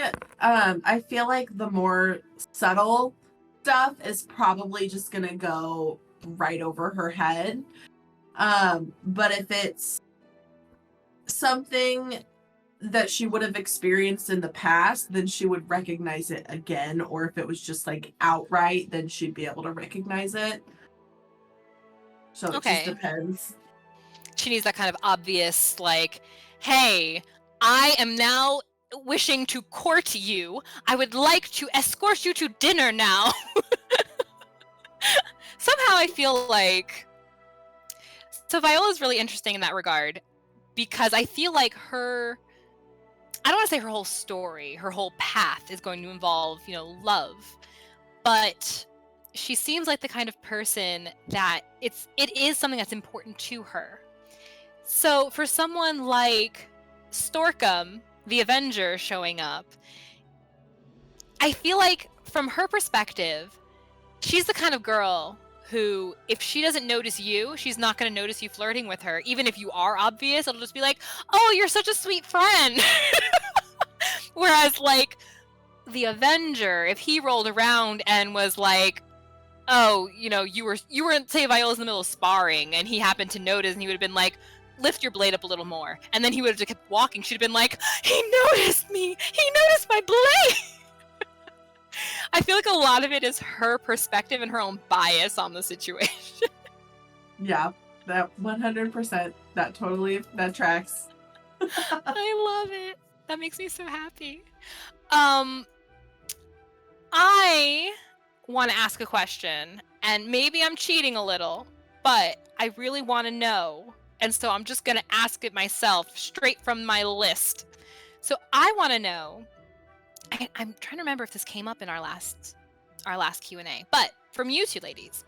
So from our character question list, the one I really, really wanted answered was, what draws you to the party up with the other PCs? And I don't want the meta reason of like, well, if we didn't, we wouldn't have a game.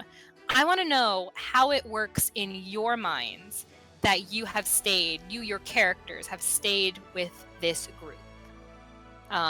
Whoever wants to jump in, I won't make anyone answer first per se. Let's see, where did I put that answer? I wrote out an answer to this one because I had to think about it a lot. I believe it, because this has been the reason I ask, part of it can be a little bit of that, like, Brenna anxiety, and some of it is just, I'm very curious, because I never want to, as a DM, I want it to feel like a natural party connection. But we have one in particular character who is, he's not, I can tell you this just for sure, he's not trying.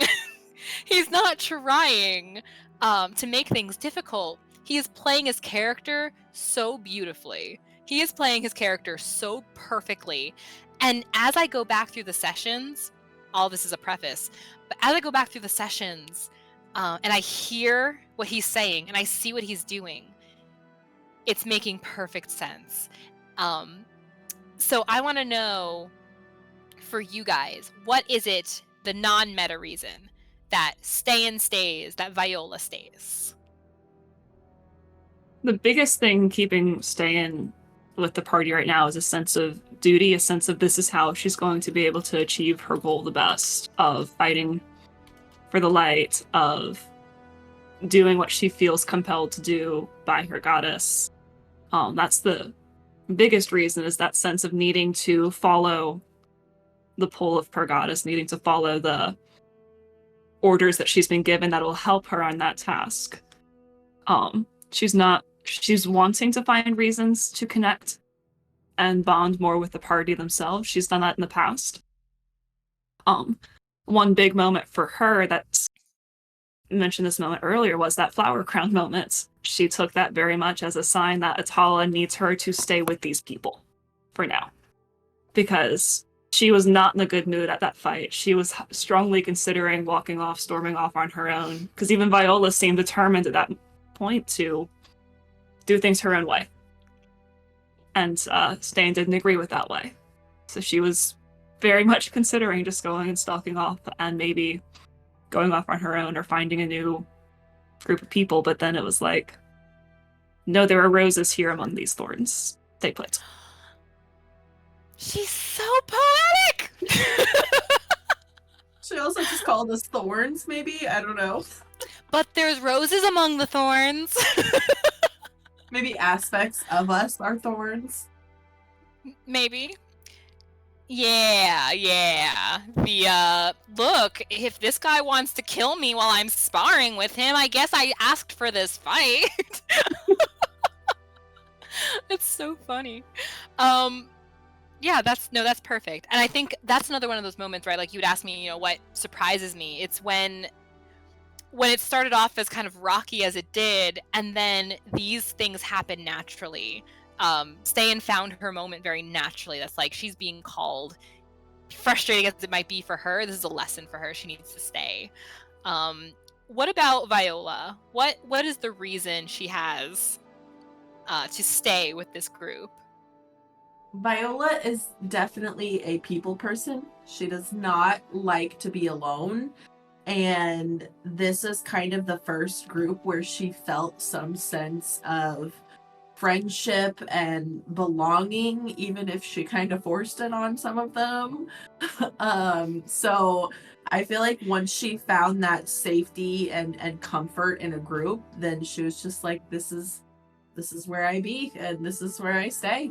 And she's a very deeply loyal person. And so once someone has done, which honestly it's not that hard to earn, but once someone has done that little bit to earn it, like, she's going to stick with that person until they kind of tell her otherwise, and might even have to tell her more than once if they really want her to go away. But yeah, I mean, she feels like she's found some comfort and some safety and some belonging, and that's what she craves, and so she's gonna stick around. I love it. And it works out nicely. I was sort of hinting to that other character, who I'm sure you can figure out who that is, that right, despite the kind of frenetic connection you guys have with him, he's doing in his way, especially if you go back and listen to the previous sessions, which I recommend that you do, guys. It's very entertaining. They're so very nicely edited. You'll see little moments that I think I missed while we were playing. I'd forgotten that Ste'yn was literally exhausted. She had a point of exhaustion she was dealing with over the course of two whole sessions, and going through an evil temple.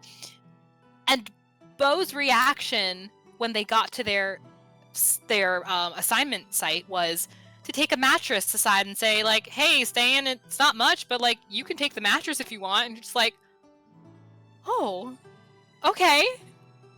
okay, right? It's things like, here's a suggestion that I think can help. Okay, I didn't say it quite right, but I think it can help. So like knowing that, and when you see that, I think that's what I was waiting to see, so that it made sense in my head even why you guys were all sticking around. And then one brief question that kind of came up while you guys were talking about this. Before you guys reached this point and met these people and came to this guardianship, were you traveling with any other groups of people?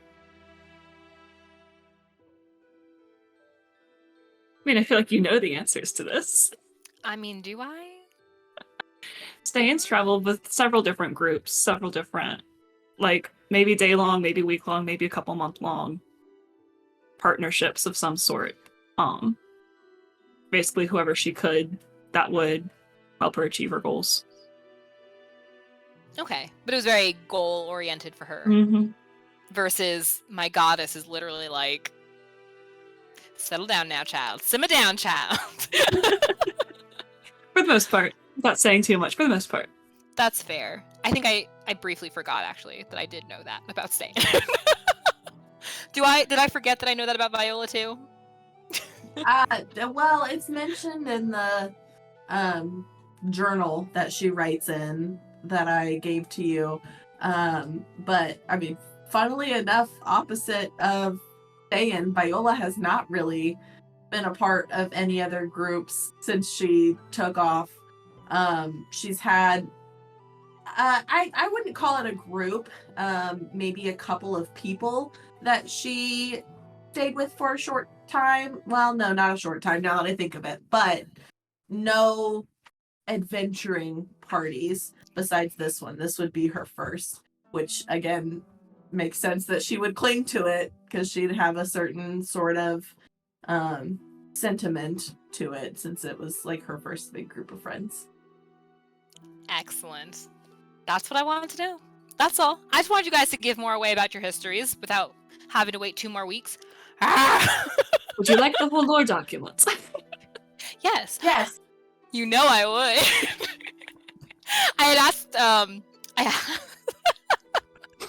in the Discord, again, like I mentioned earlier, sometimes I have to retcon a little bit or give a little bit more information, and I think the way I phrased it in the Discord was, "Hey, Catherine, do you want to have the responsibility of of knowledge with me for the next 3 weeks?" And she's like, "You know it."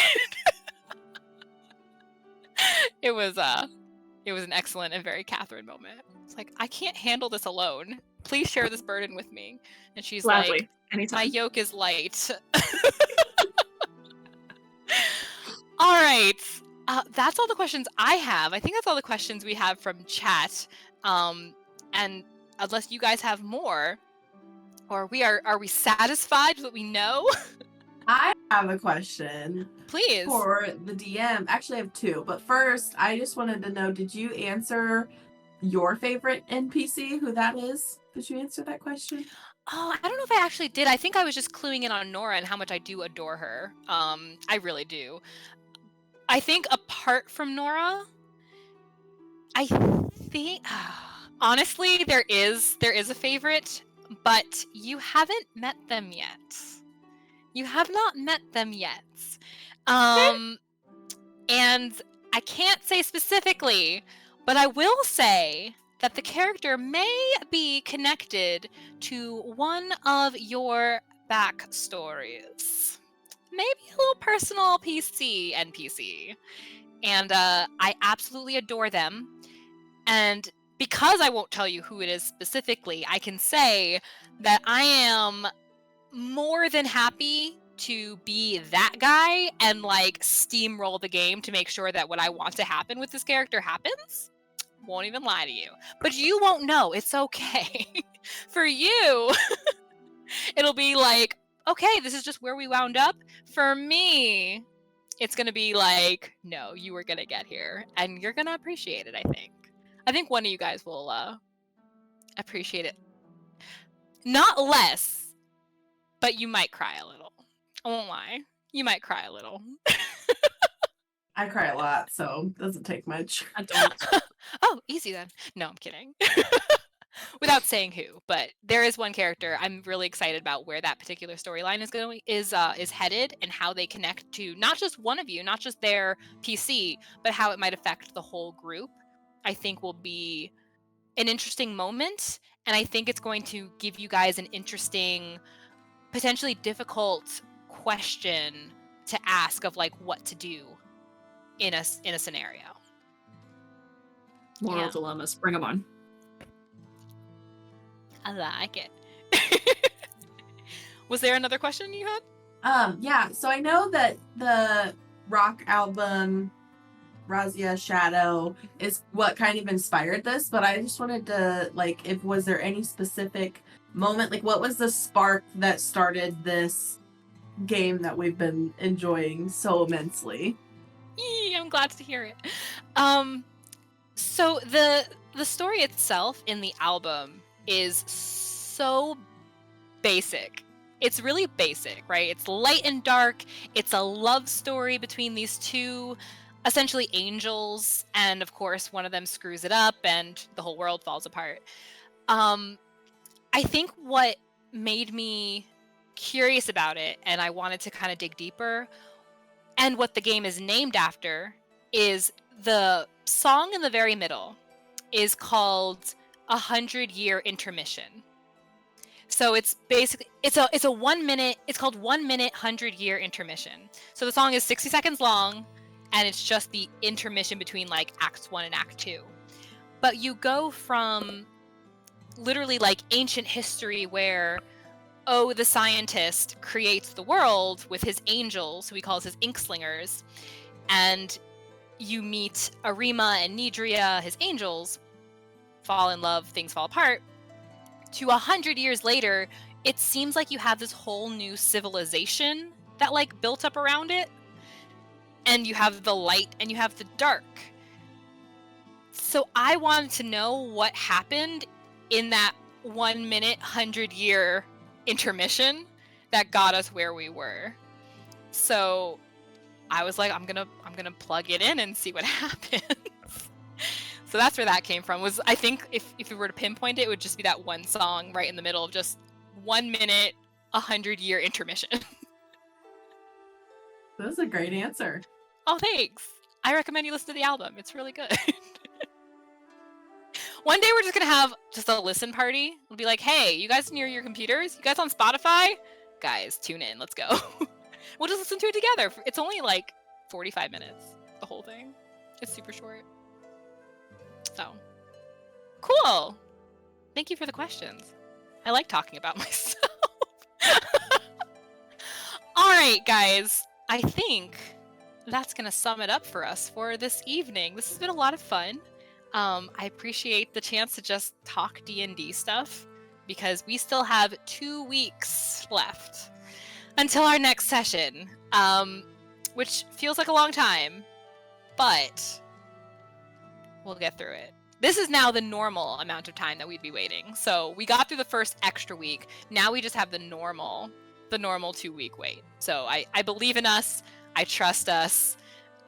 Josh and Chad agrees. It is a long time. But just imagine how much time I have to sit and work out all these little things I should have worked out like a year ago before we started. Hair flip.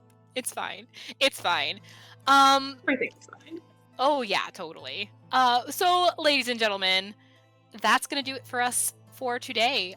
Thank you guys so much for joining us at the table. Welcome to our new followers and our raiders. We are so glad you guys are coming along for the ride. To our subscribers and our donors, thank you for funding these adventures so we never run out of healing potions and builds for our evil campaigns. And to make sure that you never miss a moment, please be sure to subscribe to our YouTube channel at Tales from the Catacombs, where all of our sessions, all of our Q&As, our shorts, and all of that are saved for posterity. And a huge thank you to our guests tonight, Catherine, who plays Ste'yn, and you can find her in various geeky circles on Twitter and Instagram under A Catholic Geek, and Kassie, who plays Viola, and she can be found on Instagram under Coffee, Koffeeh. And I am Brenna. I am your storyteller for this adventure and your, I guess, MC for the Q&A for our side quest. Insert a cool title there. And we will see you back here next time. Safe travels until we meet again.